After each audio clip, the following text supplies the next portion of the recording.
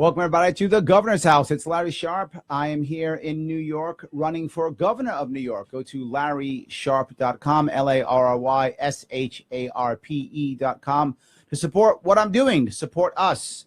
Running the Governor's House every week so that people can call in, talk to me directly, discuss what they want to discuss, and have a conversation any way we like. I'm going to keep this going even after I'm governor. Last week, I spent a lot of time upstate. And I did a lot of interviews. Some of you may have been watching. I did a couple of TV interviews, a couple of radio interviews. And one of the things that people spoke about often was the current scandals that are going on regarding Governor Cuomo and his ilk and his friends and his cronies.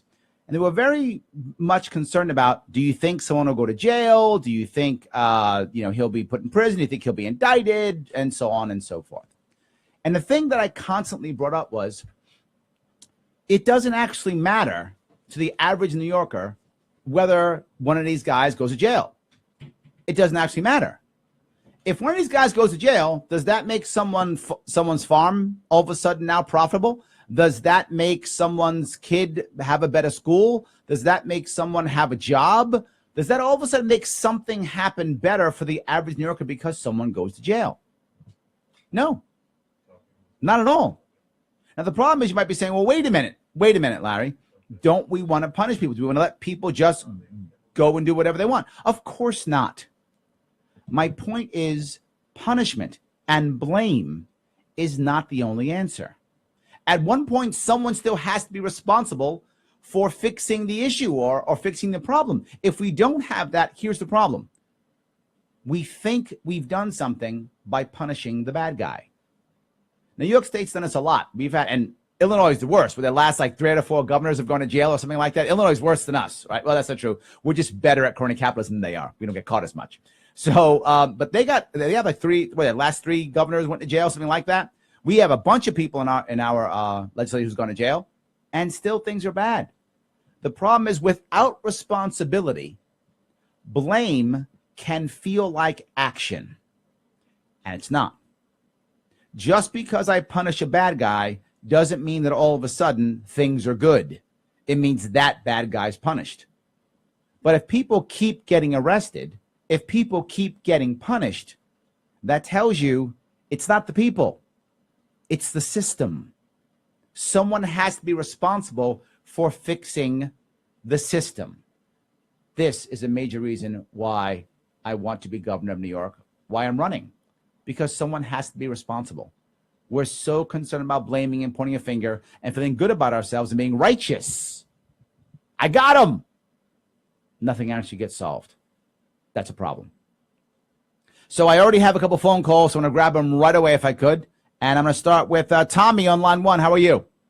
Hey, Larry. Good to talk to you, buddy. Hey, I wanted to hit on a subject here real quick. This is kind of changing the scope of what you're talking about, but it's okay. You being kind of what I consider the face of the Libertarian Party right now. Hope I'm handsome enough. I know, speaking for myself, I'm running for county council here in my county. What county is that? Washington County in Indiana. Oh, good. Congratulations. And, my question to you is what do you see as a good goal to set for not just my campaign, but any campaign in the Libertarian Party? Yep. What is a good goal to set? I mean, are we wrong to look at this as, okay, I want to win, nothing else matters but winning? Is that the right attitude, Larry? Or do we need to look at this from a different perspective? Yeah, there are 2 different parts to this. One is as a local party, and one is as a local candidate. They're 2 separate issues. So let me talk first about a local candidate. What you're actually trying to achieve is not victory. I mean, I hope you win, and you should always fight to win. But what you actually want is impact. Impact means something will be affected by your run. As an example, let's say you're running in a county where they're pushing high property taxes. And you have, in this case, say a Democratic county, and the Republican is never going to win, right? In this case, and many times you have the opposite, right? Democrat's going to win because the gerrymandered, and Republican can never win, or Republican's going to win, Democrat can never win. So no matter what's going to happen, whoever wants this property tax increase, it's going to happen, right? Because this person's going to win. And you know you can't win. But you can say, look, if I just get 10, 15% of the vote, that will scare the incumbent into not pushing this property tax, because I'll be the guy or the gal talking about how wrong this property tax is, and they'll start to become afraid. You put the pressure so you can stop or mitigate this property tax. That becomes impact without victory. And if you're going to run for office, you have to at least talk about impact. And when I first started this, and many of you have heard me tell my stories here, and I hope this will be good for you, Tommy, to understand this concept, I often talk about impact. I talk about just getting 10%, just that. 10% would mean I've affected the election in New York State, and I then become the referee. And this is a thing that libertarians can say anywhere. If you get a big enough chunk, whatever that chunk is in your district, in your county, now all of a sudden the press says you're valid. Local people say you're valid. Democrats and Republicans can't actually check each other because no one hears them, right? If I'm a Democrat, I don't hear Republicans. I don't care what they say. If I'm a Republican, I don't hear Democrats no matter what they say. Just don't hear them. So when a Republican says, I'm going to raise taxes, but not as bad as a Democrat, the Democrat says, you know, I'm going to take away your rights, but not as bad as Republican. If they say these things, then that's what it is. But if all of a sudden the Libertarian, a third party, steps in and says, wait a minute, Democrat, you're supposed to be about civil liberties, and you're not. What's up with that? Now that's heard. The press will show that. That's a good story. Press wants a good story, right? You go to Republican. Wait a minute. You said you're for lower taxes and smaller government. You're not. So the value of a third party, particularly libertarian victory, libertarian impact, is you become the referee and you will actually make better Democrats and better Republicans with your candidacy. And that's the type of impact you want to speak about. If you have an individual issue in your county, focus on that. If you don't, talk about this idea. Impact is critical. Now, if you can go even further, go to win. Absolutely. Impact is minimal. If you don't have impact, you shouldn't be running. That sounds terrible, I know, but I'm telling you the truth. If you can't have impact, you shouldn't be running. Does that help? Yes, it does, Larry. And, man, I appreciate you taking the call, man. Good luck to you in your run against for governor. I'm all behind you, buddy. I appreciate all you've done for me. Thank you. Absolutely. Good luck. Now, for other people who are listening on the county level or local level, it's a similar concept, except it may not be a specific issue. When people take over or begin local chapters, what they almost always do is, we got to organize. Let's organize. And that's absolutely not the answer. It's the wrong answer. The first thing to do is get your diehards, whoever shows up to your meetings now, whoever started this, group with you, and say, why the hell are we here? What are we trying to achieve? What do we care about? Ask those questions until that group of people says, we care about this thing, whatever it is. We want 2 people elected. We want more candidates. We want to stop a law. We want to create a petition. We want to do this thing. Once we have that thing, then we organize.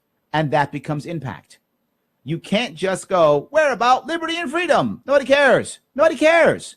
We have to be part of something bigger, and that means you have to come up with that idea. Now, as a candidate, you have to find impact. As a group or as a local county affiliate, you've got to find a purpose. You've got to find a mission. It can't just be, we're libertarians, so we're super cool. I mean, we are super cool. But that's not enough, is all I'm saying. So I hope that was helpful. Let me grab one more call if I could.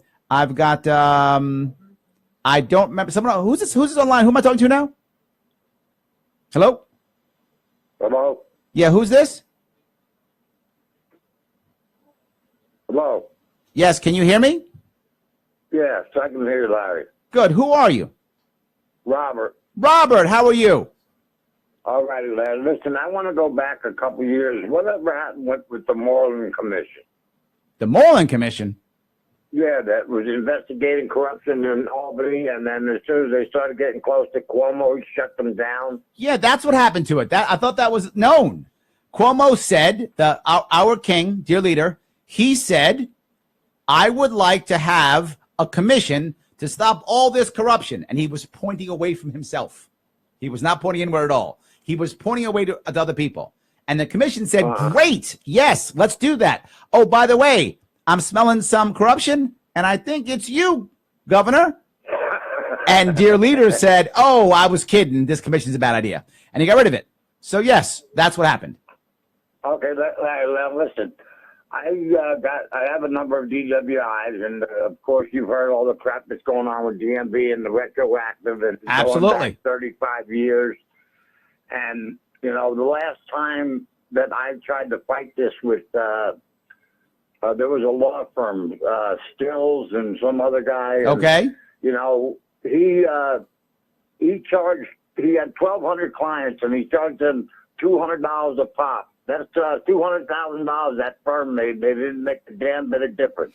Yeah, look, let me touch that if I could now. There's a couple of things that I want to talk about. And I brought this up, or someone brought this up, I forgot. Was it Christopher last week? I've forgotten who. Yeah, Christopher Olinsky, yes. Yes, he brought it up last week, yes. And I actually said that I would talk to my policy team this week about it, and I did. And the thing we found out, which was insane, is that there are a bunch of situations where they can take your driver's license away in perpetuity forever. This goes directly into what I was talking about earlier, the idea of punishment, blame. That's all they care about. Now, here's the issue. If you have 5 DUIs, that's a problem. You shouldn't have 5 DUIs. I agree completely. But here's the next problem. I shouldn't wait to punish you until you have 5 DUIs. That's the other problem. The first thing is as soon as you get the first DUI, I should have a series of issues, a series of what I'm kind of calling a due process to see when I would actually take away someone's license. So the first step would be you get pulled over DUI. Right now, if you don't agree to a breathalyzer test, you lose your license. The problem is there are federal issues, federal regulations that kind of stop us. If we don't do this in New York State, the feds don't give us money for our roads. Most people don't know that. So the federal government has decided that, you know what? We're going to tell you what's right when it comes to DUI. So many of the states feel held hostage because of the actual money, but the money is only about 3%. So in my eyes, and some people will think that I'm crazy, I think that an individual's liberty and their freedom is actually, liberty and their freedom is actually more important than 2 or 3% of our road budget. So I'd be prepared to lose that money and to find it someplace else to actually have people have liberty and have their own freedom. I would actually be prepared to do that. So what does that mean? If you don't want to blow on a breathalyzer, maybe you don't. I got it. Maybe you blow bad and you have another issue. I've also heard that if you have diabetes, there's a condition you can have that will actually make you blow positive on the breathalyzer. And in certain states, they don't even use the breathalyzer anymore because of that, because of our high rate of diabetes. I know that seems crazy. I know, but still, that's an issue. I got it. I'm not ready to walk down that road yet, but here's what I am ready to do. If you won't blow on a breathalyzer or you have a high blood alcohol content, what I want to do is use what I've talked about before, and that is use technology to give you the opportunity to do the right thing. And what that means is you should install one of those breathalyzers in your car that you can't turn your car on unless you blow under, I think is it 0.05? I think that's the right number, blood alcohol content, BAC. Now you might say, well, Larry, I don't want to do that. Great. Then you get punished by the law. No worries. But if you want to do that, great. You keep that for 6 months. If you do that for 6 months, you don't blow over a 0.05 and you don't disarm it. You don't disable it. You don't have you get in your friend's car. You don't do any of those things. You're good. Record clean. Move on. You made a mistake. You screwed up. You learned your lesson and you move on. Why? Because every day you got to sit in your car and blow into a goddamn hose. Hopefully that will tell you, you know what? I did something stupid. I shouldn't drink and drive. And maybe you actually have an attempt or a chance to become a better person and to change, a second chance. But if you're someone who's going to drink and drive again, and that's who you are, you're going to do something bad. You're going to disable that thing. You're going to blow and try it anyway. You're going to have your friend, whatever. And when that happens, great. Now it's time for you to go to jail. Now you can do that. And I'm okay with that, but I want to give you that second chance. But more than that, I'll go one step further. Once that happens and you do your jail time, you come back out. And again, you can put the BAC in again. I'm sorry, the breathalyzer in again. Giving you that chance that maybe jail opened up your eyes to this. And if that didn't again, you're going to go back again and lose your license. But even that should be temporary. 6 months, 1 year, you lose your license for that, you get it back again. Because some people are going to change. The bad guys are never going to change. They're always going to be in jail and not have a license. I got that. But there are a lot of people who make a stupid mistake, particularly young. And why should they be punished forever? And I say this all the time. Why in the world would I want to punish someone in perpetuity when their affliction or their problem is not in perpetuity? That's a problem. So I agree with you. I looked into this. There are ways of making that work. And again, it's technology. Now, the problem with this, of course, is the technology costs money, right? It costs somewhere between 60 to 80 bucks a month to have this thing installed in your car. Guess who has to pay for that? You do. You don't want to do that? Great. Go to jail. You want to do that? No worries. You got a family? Good. No worries. Again, we can use technology. How about you wear an ankle bracelet for 6 months? Well, Larry, I don't want to wear an ankle bracelet for 6 months. Great. Lose your car. Go to jail. I'm okay. I'm giving you other options for people who don't have money, who don't want to lose their car, who don't want to lose their license, who want to still be functioning in the society. I don't want to say, for example, a working mom who makes a stupid mistake, now she loses her car and she can't drive. Why would I do that? I've just ruined her entire family. What about a guy loses his job now? I don't want to do that. I want to give people the opportunity to make it right in a second chance. I hope that answers your question. All right. You care about what I'm saying? LarrySharpe.com, LarrySharpe. Support the show so I can keep going. I will talk again after the break.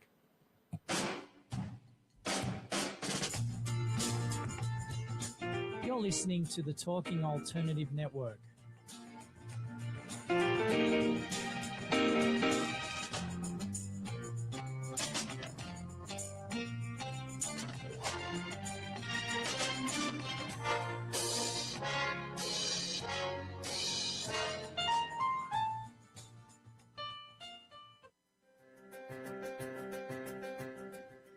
Are you stuck in a rut? Negative thoughts, feelings, and conversations got you down? Hi, I'm Noreen Sumter, the Potentiator. Tune in every Tuesday, 9 to 10 Eastern Time, and listen for new ideas on my show, Beyond Potential. Live life your way on talkradio.nyc.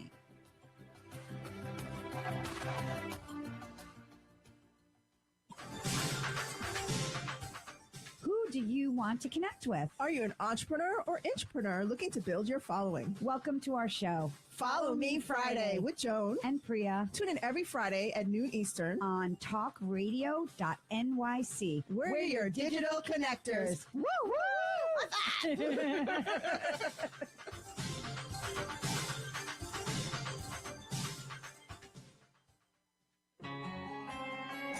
Talking Alternative Radio, 24 hours a day.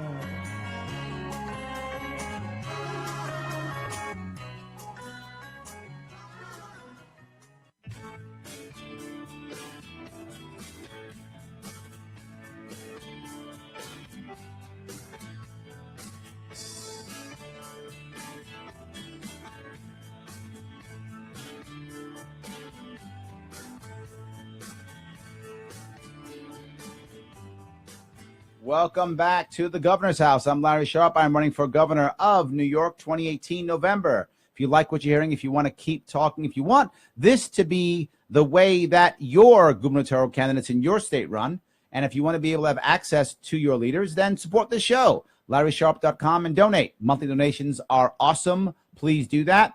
If that's $500 a month, that'd be awesome. If it's 25, it's fine. 100 is fine. $10 is good too. I get anywhere from $3 to $12,000. You can find something between that, can't you? I'm sure you can. All right, I'm taking a phone call if I could. I have Max. Max, how are you, sir?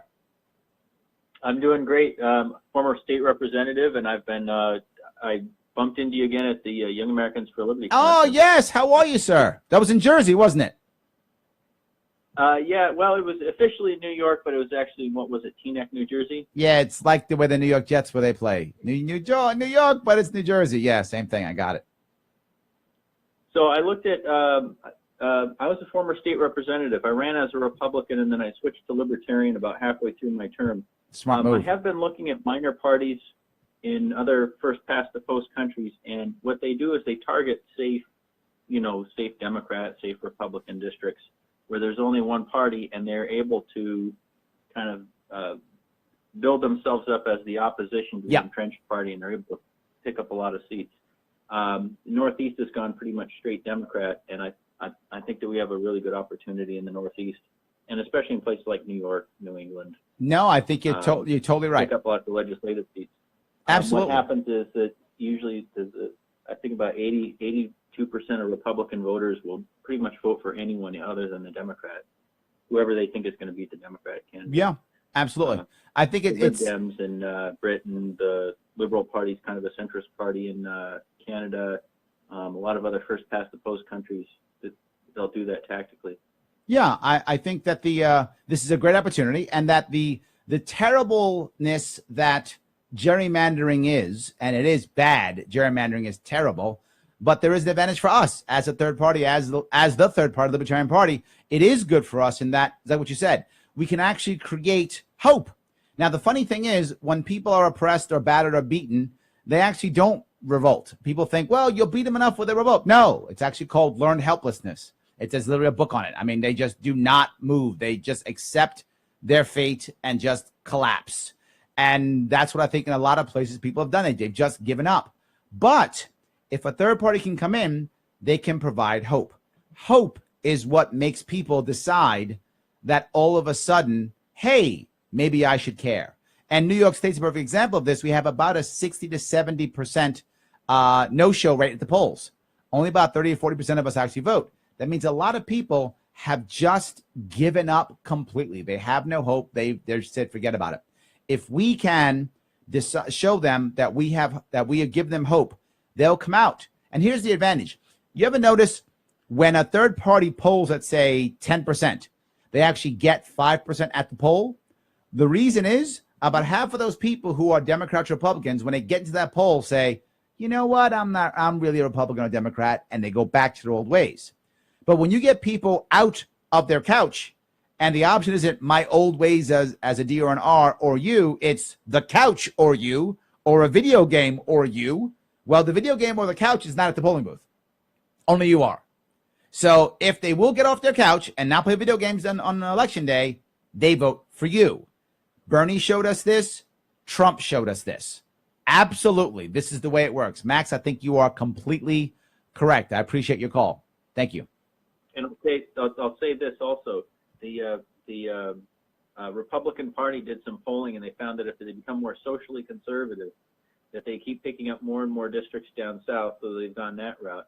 If they go back to their roots and became more socially libertarian, they pick up more seats in the Northeast and the Pacific Northwest, where the Johnson-Weld ticket did the best, and where libertarians historically do the best, especially out west. But they've decided that they're just going to go. National GOP has decided to go ahead and abandon essentially our whole region in the Northwest, and they're not going to bother compete. So if you have a typical Republican voter, conservative voter, taxpayer, or school choice voter, they have a tendency to just give up unless they see that someone's actually really out there, Absolutely organized and fighting and doing the ground game. 100% true. 100% true. Thanks, Max. I appreciate it. All right. Do we have any questions that we want to take? People who've written in? Go ahead. Robert asks, what will you do for upstate roads? What will I do for upstate roads? Well, the funny thing is, I was just upstate, and I was thinking to myself, I did a video on this actually, what was similar between downstate and upstate. And the one thing that is always the same, potholes. My God, potholes everywhere. Doesn't matter what part of the state you're in, potholes everywhere. So yeah, so that's what we have to fix the roads. Absolutely.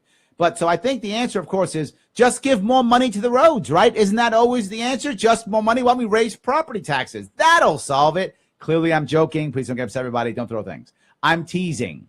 The actual answer is deciding exactly who's responsible for the roads. If you actually took, again, this goes back to blame and responsibility, right?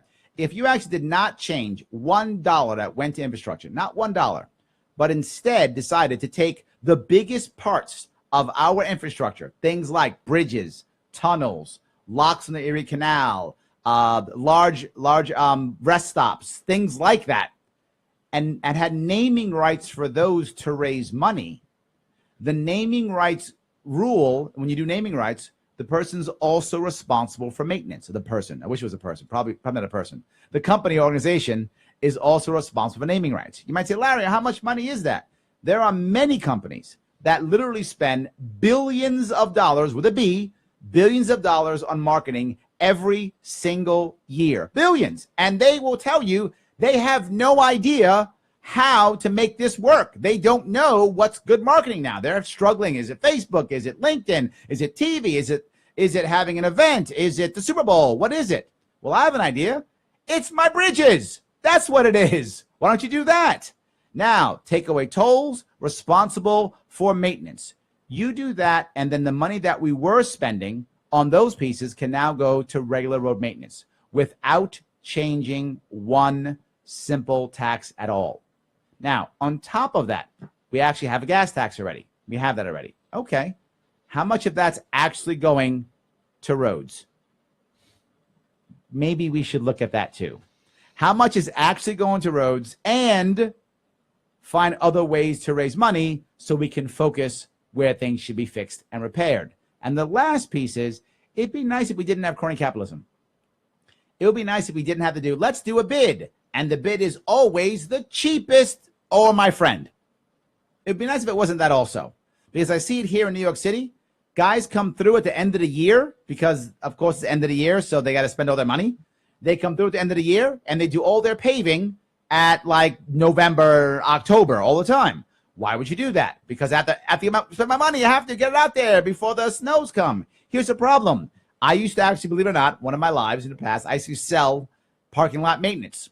So I happen to know at certain temperatures, guess what? The pavement doesn't actually, the asphalt doesn't actually work well. It winds up falling apart. And we have that every single year. And again, who's responsible? No one. No one's responsible. So I hope I answered your question. All right, I have a couple of phone calls I want to grab and some more questions. I will grab those right after the break. LarrySharpe.com. You're listening to the Talking Alternative Network.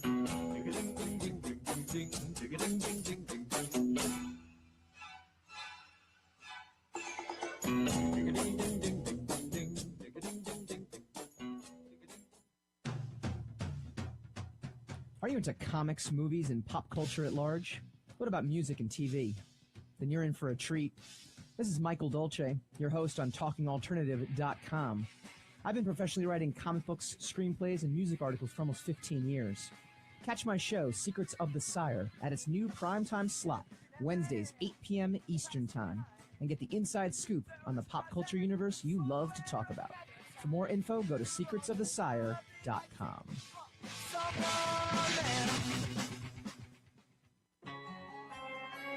Talking Alternative Radio, 24 hours a day.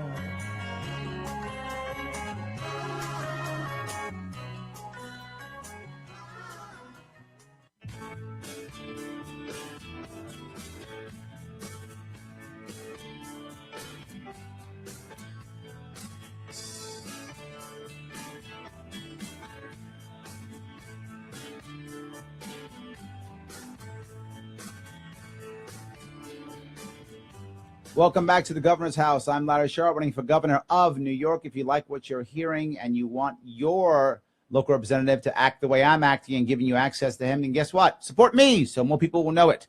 LarrySharpe.com. Of course, the Facebook page many are looking at right now, Larry Sharpe for New York. Share it. Let people know. Great. I want to take Jonathan. How are you, sir? I am well, Mr. Sharpe, and how are you, sir? I'm doing outstanding. What can I do for you tonight? I want to thank you, first of all, for everything you're doing and you're attempting to do for our state and for, people that live here. I do appreciate it. Awesome. You have a lot of great ideas. You sound wonderful. There's not much that you can say that I could disagree with. In my heart, I'm more handsome than you. But my question to you, sir, is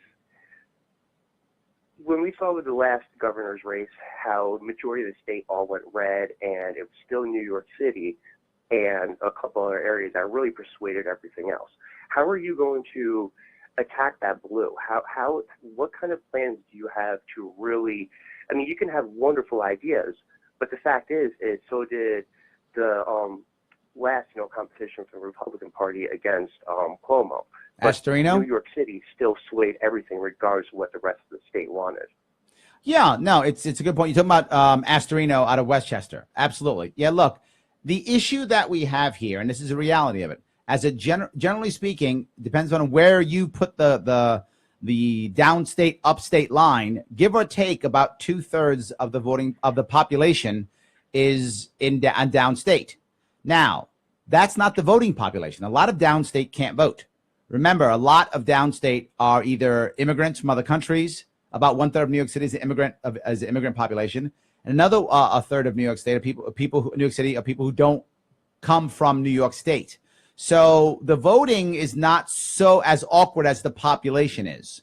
Now, with that in mind, there's still more voting people in downstate than compared to upstate. That's true, but it's not just downstate. The cities upstate are also very blue. Buffalo's very blue. Syracuse is very blue. Rochester's very blue. So Albany's very blue. So a lot of the cities are also blue too. So it isn't just downstate. It's actually urban versus rural more than it is downstate versus upstate. If you look downstate, Staten Island is still pretty red. Suffolk County, pretty red. Westchester, pretty red. So I think it's not clearly downstate, upstate, just for clarity. But more importantly here, what we're trying to get here is what Max was talking about, right? When Max called in, and that is the non-voter. There's about 60 to 70% of New Yorkers who simply don't vote. So even here's the advantage that we have. Governor Cuomo is not going to get any extra people. No one's sitting out in Albany going, you know what? I never heard of this Cuomo guy. This guy's amazing. I'm going to go vote for him. That's not happening. So the number of people who voted for him are the same people who are going to vote for him. He's not going to gain a whole bunch of extra voters. That's not happening for him at all. He's hoping his base will come out, as they often do, and no one else will come out. The odds of me cracking his base, slim. I will get some of them because some are disenchanted by him, so I'll get some. But my bigger piece has to be people who either don't care or aren't voting. Now, you may not know this. There's about 18, 19 million New Yorkers, depending upon what you think from the census and how we've grown, give or take. About 12 million are eligible to vote. Only about 4 to 5 million will vote, which means there are 6 or 7 million people or 8 million people who I could potentially grab. I just need 1.6 and I'm the governor. That's all I need. Does that make sense? That makes complete sense. And now we just need to know how we can help you get there. In 2012, Albany did a lot of campaigning for, I'm sure you're familiar with Dr. Ron Paul up here. Yep.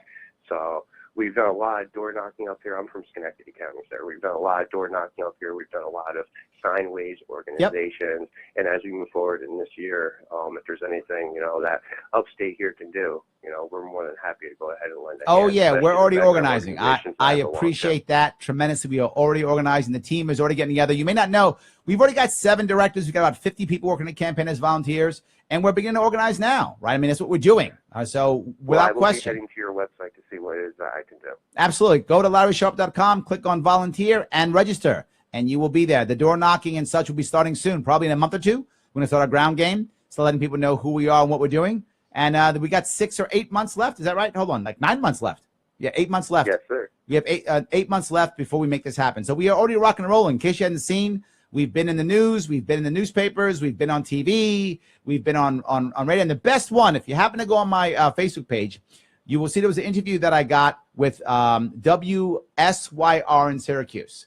And the critical aspect here is, at the end, when they were showing all the people who are running for governor, and they were saying, here are the people, they showed Cuomo, then me, then two Republicans. They did that because they realized that the actual competition for Cuomo was indeed the guy you're talking to right now. Yes, sir, Mr. Future Governor. I appreciate that. All righty. Thanks for the call. Have a good night. Thank you. You too. Bye-bye. All right. So any other calls, questions we want to take? Yes. Tyler asks, will you be carrying a puppy around for good press from here on out? Now, I have 2 daughters. They're cuter. So I will be using my daughters as props because they are cuter. And the thing is, I actually connect with humans very well. Not everyone does. Dear leader, not so much. So I can actually use human beings to connect. So that's what I'll be doing. Thank you for the question. All right. Dave asks, how do you feel about the Libertarian Party refusing to have Ron Paul speak while at the same time inviting socialists to speak instead? I'm not sure that's what happened. But let me touch the Ron Paul piece in general. When it comes to Ron Paul, I think I've mentioned this maybe a couple of weeks ago. This comes up often. I like Ron Paul. I hope he speaks at our convention. That'd be great. If he doesn't, that's okay too, because we have bigger issues. The party is struggling nationally. It's struggling, in many ways. We're having growing pains. And when I mean struggle, I don't mean that it's not growing. It is growing, and that's the problem for us. We have to figure out, how do we handle all this growth? So we are struggling in how to handle all this growth. And part of me says, I'm not sure if it would be good if he came anyway, just because we have other issues to work on. So if he comes, I'm sure it would be great for us. We'll get more people to show up. That'd be amazing. But I'm not that concerned. I don't know about inviting socialists. I don't know what socialists they invited. I don't know where that comes from. But if the socialists would bring more people to show up, I don't know. Maybe it'd be okay too. I'm not really sure. So I'm sorry. I wish I had a better answer. It's not what I'm focused on. I'm focusing much more on New York and making that happen. So thank you for that question. I'm going to grab another phone call. This is Gus. Gus, how are you? Hey, future Governor Sharpe. How you doing? I'm doing awesome. Please keep saying that. Yes. Yeah. So I was wondering if Nicholas Wildstar of California, who's also running for governor, endorsed you for governor, would you endorse him for governor? Well, that's a good question. I happen to like Nicholas. I've met him a couple of times, spoke to him on the phone once or twice also. So I happen to like him very much. I think he's a good guy. I like him. But I'm trying to really let my team decide who I endorse. As you can imagine, I get requests for endorsements every week. And I'm not exaggerating when I say that. Every week, someone wants me to endorse them. And while I would love to endorse a lot of people, I have a couple of worries. In the past, I didn't do it because I was a member of the LNC. As a member of the LNC, I probably shouldn't be endorsing people when they're still going back and forth. Now, in theory, I probably could. But I actually like that idea, that maybe I should wait until the local people are able to, decide. And the issue is, while I like Nicholas, I do. And if he's elected and if he's a nominee, I'd happily support him. Absolutely. I don't know if it's the right answer because I don't know the other guys well enough. I also know the issues of California well enough. So I'm not sure I'm actually the right guy to do the endorsement. But to be forward, if he wins, that'd be awesome. I happen to like him. I think he's a good guy. Was that didn't really answer your question, did it? Yeah, that answered it. Thank you for answering another one of my questions, future Governor Sharpe. Thank you. I appreciate that. That's awesome. All righty. Great. All righty. Have a good nice night. All right. Good another question? Yes. Luke asks, with such poor fundraising performance from the GOP candidates in your governor race, do you see any endorsements coming your way from any high enough profile Republicans? Yeah, there's an issue here, right? The Republican Party here in New York State is clearly broken. Now, don't get me wrong. They will still win in local elections because many of the areas outside of the cities are very red and they really believe in the Republican brand. So I think some of them, there will be some victories in local elections for Republicans. But statewide, it's impossible, and they know it. And the reason why people aren't raising money, it's basically what Tommy and I talked about at the beginning of the show. It's, do they believe there's going to be impact, right? And people will give money if they think their money is going to provide impact. And I spend a lot of time doing things like this so that when people donate to me, they see something's changing. They see that people are gaining something from their donation. Something is happening. But if you're right now a Republican in New York State, going in a statewide election and someone gives you money, you're throwing that money away. I know it sounds horrible, but you are. You're not growing anything. Nothing's changing statewide. Nothing. The Republican Party isn't going to grow statewide because of this. It's a waste of money, which is why people aren't giving. It's why more people are giving to me because they're seeing that I'm taking the money and I'm doing things that matter. There is impact in my campaign even further out than just New York State. But a Republican can't do that. So with that in mind, will I get endorsements? Yeah, I probably will. The issue is they're making sure that I'm not going to fall on my face. And it's early. They're going to wait probably till May, June. They're going to see how their primary is going, if there is a primary. They're going to make sure I actually get the nomination April 21st. Some crazy doesn't happen. I don't get hit by a bus or something. So they're going to make sure I actually get the actual nomination. So assuming that I get the nomination, it'll be April 21st. I should start getting endorsements, and from Republicans and hopefully Democrats too, I hope, because there are a lot of Democrats who don't like Cuomo. So I should get some of those starting in May. That's when that should happen. All right. Dylan asks, how will you balance the needs of New York State versus New York City? For example, minimum wage laws that might make sense in New York City but might not make sense upstate. Well, minimum wage laws don't necessarily make sense wherever you go, but that's okay. In theory, I get what you're saying. The idea is, of course, and this is the concept I bring up all the time, and that is the idea of more localized government, right? That is true. New York City is a different animal than upstate New York. It is a different animal. And one of the reasons is we literally live on top of each other. And when I say on top of each other, I mean we literally live on top of each other here. There are 8.5 million people in New York City. It's the largest city in America by far, by over double. There's no city that's even half as big as New York City is. We are massive, and we're hugely transient. On top of that, anywhere between 1 and 4 million people will come into New York City on any given day, depending upon what's happening in the city and what's going on. So you have a huge wave of extra people coming in and coming out of the city. It's crazy. So yes, there have to be different rules for each. And I'm actually okay with that. I don't mind that. The answer is not thinking that Albany has all the answers, not thinking that one person has all the answers, and allowing the local districts and the local communities and the local counties to kind of create their own rules and regulations to work around. And will there be failures? Yeah, there's failures now. There's lots of failures now. We're failing en masse now. I would rather have a couple of places have some errors here or there, and we all can learn. This is not a zero-sum game, and that's what people aren't getting. It's not zero-sum game. We are in a sharing world. We're in a sharing economy, sharing education. Why aren't we sharing in government also? Why am I not learning from what Erie County does and maybe bringing that to another county? Maybe that works in Dutchess County. Maybe it doesn't. I don't know. But let Dutchess County see it and try it. And if it does work, let's keep moving. This is the way that you have innovation. This is the way that things actually get better. What we have now is a slow crawl into oblivion. Right now, we are on a road of decay. That's where we are now, because we're trying our best to hold on. And all we do is now we're slowly going into the pit. I would rather us not go into the pit at all. So the answer is, I don't balance. I don't have to balance. The answer is, I let the local districts decide, let the local cities and counties decide, and they'll balance it the way they think appropriate. And when they fail, they'll see others, and they'll get better. And when they get better, we'll all get better. If you like that idea, let me know. 877-480-4120. Talk to me. Or go to LarrySharpe.com. Support. Hit donate. Hit pledge.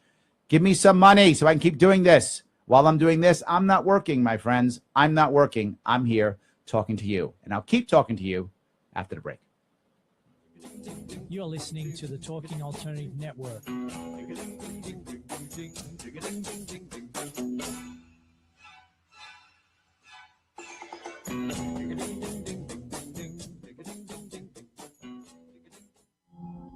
Are you a conscious co-creator?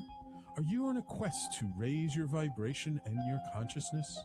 I'm Sam Leibowitz, your conscious consultant, and on my show, The Conscious Consultant Hour, Awakening Humanity, we will touch upon all these topics and more. Listen live at our new time on Thursdays at 12 noon Eastern Time. That's The Conscious Consultant Hour, Awakening Humanity, Thursdays 12 noon on talkradio.nyc.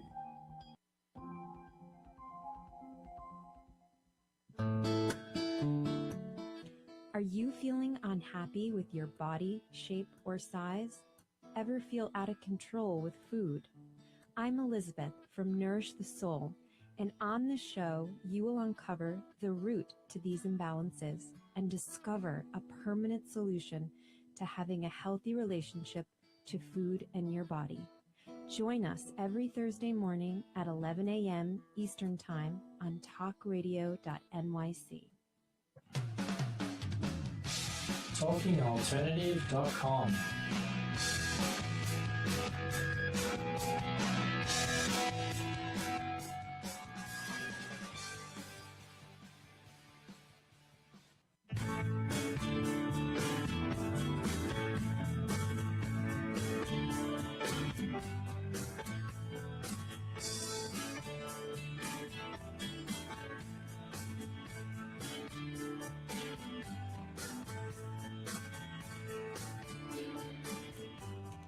It's Larry Sharpe. I'm at the governor's house, and I'm running for governor of New York in 2018.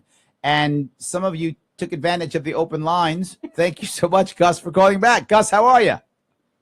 Hey, future Governor Sharpe. It's I know. I forgot another question. I got it. Give it to me, brother. There's a lot. Huh? Go ahead. Oh, there's a lot of people leaving the Libertarian Party because the whole Ron Paul situation. And I know that's more of a party thing more than a New York State thing. That's true. But I was wondering, what is your message to those people leaving the LP because of Ron Paul not speaking at the convention? Well, there's an issue here. Look, I've stepped down from the LNC because I thought the LNC didn't fit for me. And the LNC has every right to do whatever it wants to do. And I'm okay with that. Good luck. I did not leave the party, though. Right? So if you don't like what the LNC is doing, that's okay. If you're not a member, okay. But if you leave the party, you can't change the LNC.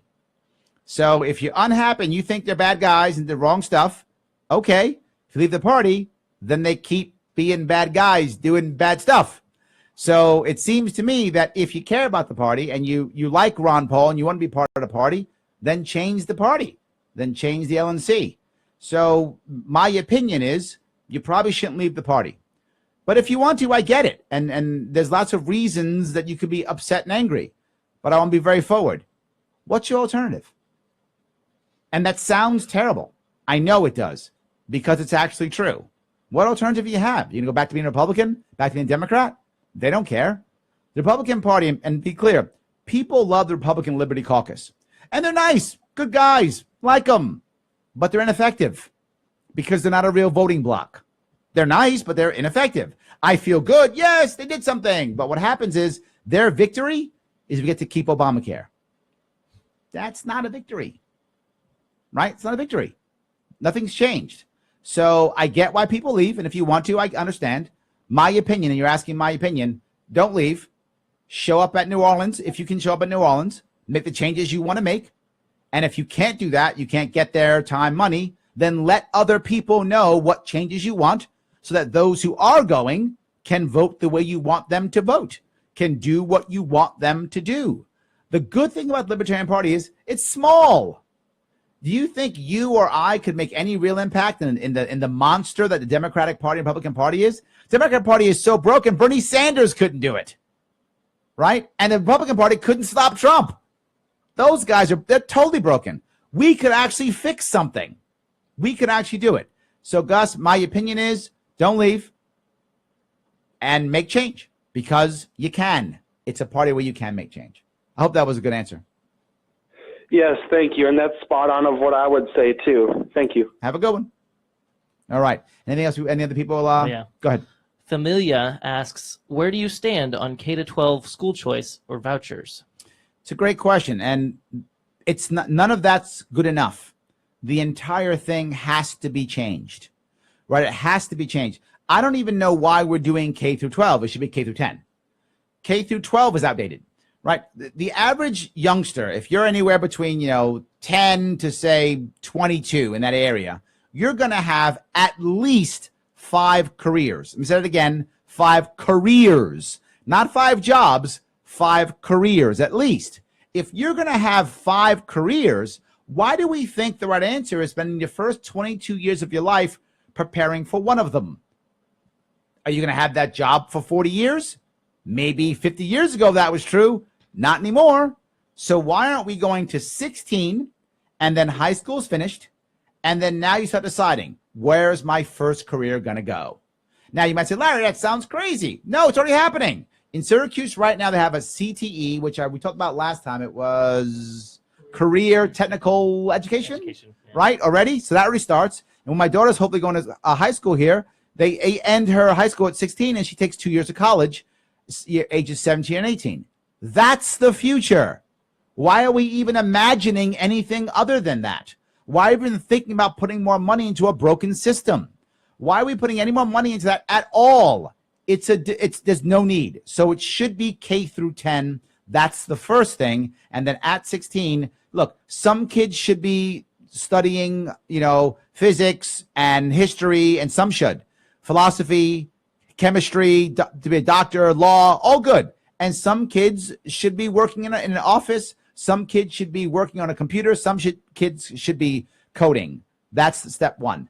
The next thing is, while vouchers sound nice, vouchers support the same bad system. If you don't fix the system, vouchers make people feel like things are getting better when they're not. So I'm not actually a fan of vouchers, to be forward with you. I'm not.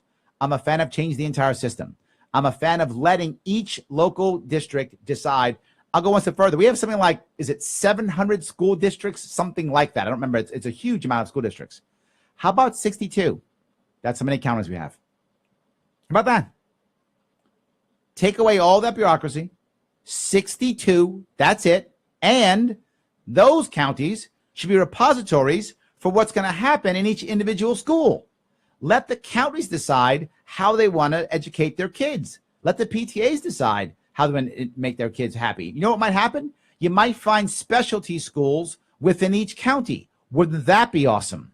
Or how about specialty schools that cross counties, and now we decide, I want my kids to go there and your kids to go there, and we start to swap with busing voluntarily. You don't have to force bus kids. How about that? So I'm a big fan of school choice. Absolutely. I'm a big fan of decentralization. Absolutely. I'm not a fan of K through 12, nor am I a fan of vouchers. I hope that was clear. Keeping with education, Kevin asks, how are you going to fight the teachers union? Why would I want to fight the teachers union? Why would I want to fight them? I don't understand the question. Am I going to fight them? I think we need to set up a ring in Albany and you can just fight them right there. Look, here's what I know, right? I don't want to fight unions. I'm not going to. Why would I want to fight a union? It doesn't make any sense to me. I don't want to fight unions. And here's why, to be clear. People are mad about unions. I'm not mad at you. I train unions. Here in New York City, I train them. I'm not mad at unions. Here's the reason why. If I try to fight them, they will fight back. It will get bloody. I will win or I will lose. If I win, they're crushed. That's really bad for all the union workers. That's really bad disruption. If I lose, they win now, and eventually, whether that's 4 years, 8 years, or 16 years, a Scott Walker comes in or Ronald Reagan comes in and says, you're all fired, goodbye, see you in court. That's even worse.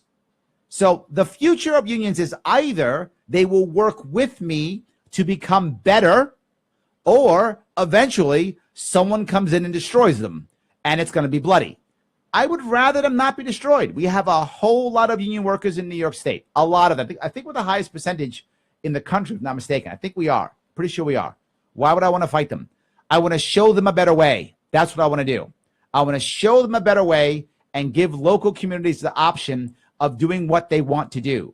Now, that may mean messing with the Taylor laws, I know, and I'm okay with that conceptually, but I'm not trying to break unions. I'm trying to move them into the 21st century. I would love if New York State could be the poster child for 21st century union, 21st century unions. That will be awesome. That's a big task. I get it. But what unions will have to realize is they only have two choices. They will negotiate and become better for the 21st century, or someone is going to crush them. That's how that works. History has shown that. That's the future. New York State will either just go, no pensions, we're done, it's over, or they'll decide to talk. So I hope that was a good answer. James asks, taxes down south are so much cheaper that there's literally no reason to stay in New York if you have the opportunity to leave. Why stay? I really wish that you were wrong. And the fact that I know you're right is that we're losing about 100,000 New Yorkers every year, give or take. That's a lot. A lot of people agree with you, James. I wish you were wrong. Why stay? Because you're born and raised here, because you know New York, because you love New York, and I'm giving you hope. Because I'm telling you, you should stay. Because I'm telling you that I want to fix this. Because if you support me, and if you vote for me, and if you tell your friends to vote for me, and you tell your family to vote for me, and you support what I'm doing, we can make a change. people have often said things like, well, Larry, will you do this one thing? The one thing I want to do is I want to change the culture of New York. I want a new New York. I want a new New York, one that can be the beacon that it was 100 years ago, where everybody ran here and flocked here.